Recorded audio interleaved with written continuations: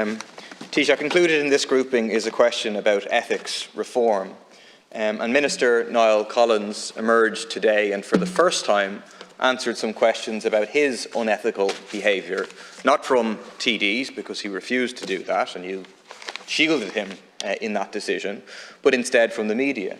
And so for the first time, not on the Dáil record, but to the media, Niall Collins admitted that in January 2007, when he participated in the decision to put land up for sale, he knew at that moment that his wife had expressed interest in buying that land. Taoiseach, do you agree that his position as Minister is now not tenable? I can read for you from the Code of Conduct for Councillors, which is absolutely crystal clear. Under 2001 Act, councillors must disclose at a meeting of the local authority or of its committees any pecuniary or other beneficial interest of which they have actual knowledge they or a connected person have in or material to any matter with which the local authority is concerned in the discharge of its functions and which comes before the meeting. The councillor must withdraw from the meeting after disclosure and must not vote or take part in any discussion or consideration of the matter or seek to in any other aspect influence the decision-making of the Council. He's admitted it. He said he knew, he had knowledge at the time. It is absolutely black and white. He didn't discharge himself. He didn't declare the interest. How can he continue as a minister? Just under 3.5. Thanks, Oscar Corley. Just in relation to the Focus Ireland legislation, as I said earlier, Mr Bryan is going to consider it. He is considering some amendments to the Housing Act and will be considered in that context. I know local authorities would argue that they already do take into account the best interests of the child, but perhaps that's not what happens on the ground. So we will give some consideration. We're also giving consideration to assignment community legislation that would assist people who are at risk of homelessness. Deputy Dillon raised the issue of Garda resources in Mayo and in other parts of the country.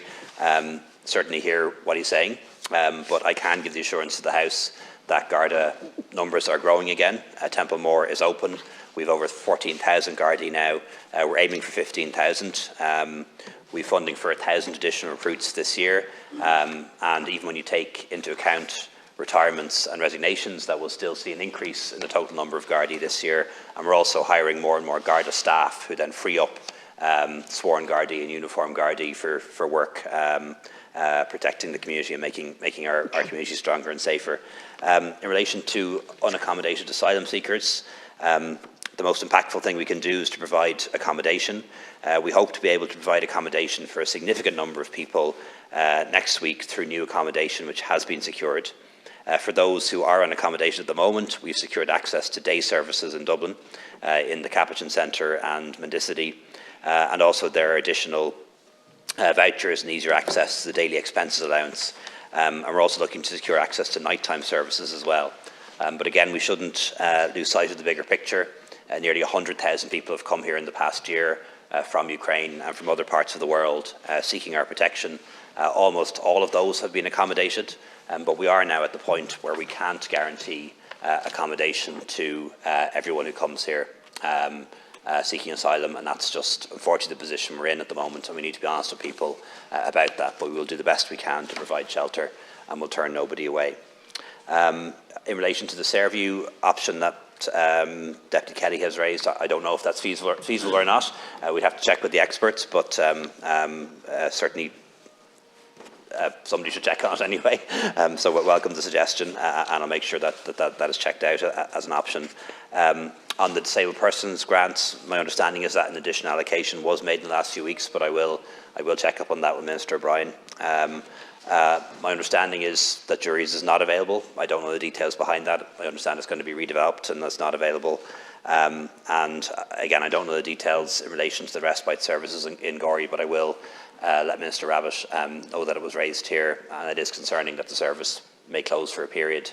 If it is down to staffing, well, that is a real challenge. We are at the point of full employment now in Ireland, and while I'd much rather full employment than high levels of unemployment, it does mean that everyone is short of staff.